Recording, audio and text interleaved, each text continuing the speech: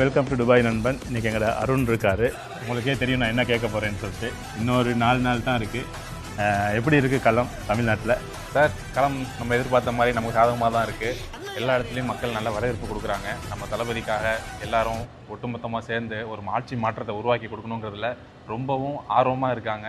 என்றைக்கு 23ஆம் தேதி வரும் நான் ஓட்டரை எடுத்துகிட்டு போய் ஓட் பண்ணுவேன்னு சொல்லிட்டு ஒவ்வொரு மக்களும், ஒவ்வொரு இளைஞர்களும், பொதுமக்களும் எல்லாரும் ரெடியாக இருக்காங்க.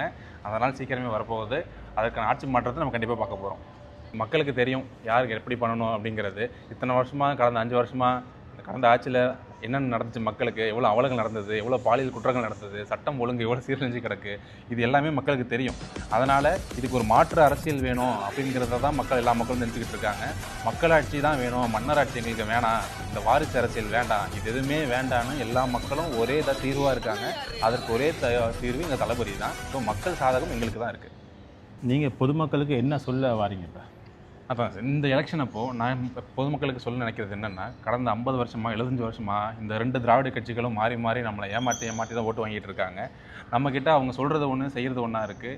எக்ஸாம்பிள், கடந்த 5 வருஷத்தில் இந்த திராவிட முன்னேற்ற கழக கட்சி நமக்கு என்ன பண்ணியிருக்காங்கன்னு யோசிச்சு பாருங்கள். நீட் ரத்து செய்கிறேன்னு சொன்னாங்க, செஞ்சாங்களா? கல்வி கடன் ரத்து பண்ணுறேன்னு சொன்னாங்களா? மாதம் பிபி பில் எடுக்கிறேன்னு சொன்னாங்களா? அது மாதிரி எவ்வளவோ லிஸ்ட்டு சொல்லிக்கிட்டே போகலாம். நம்மளை மறுபடியும் முட்டாளாக தான் ஆக்கிட்டு இருக்காங்க. இப்போ கூட அவங்க நம்ம ஓட்டு கேட்க போகும்போது நான் கடந்த 5 வருஷத்தில் என்னென்ன செஞ்சுருக்கேன் அப்படின்னு அவங்களோட சாதனையை சொல்லி அவங்க ஓட்டு கேட்கல.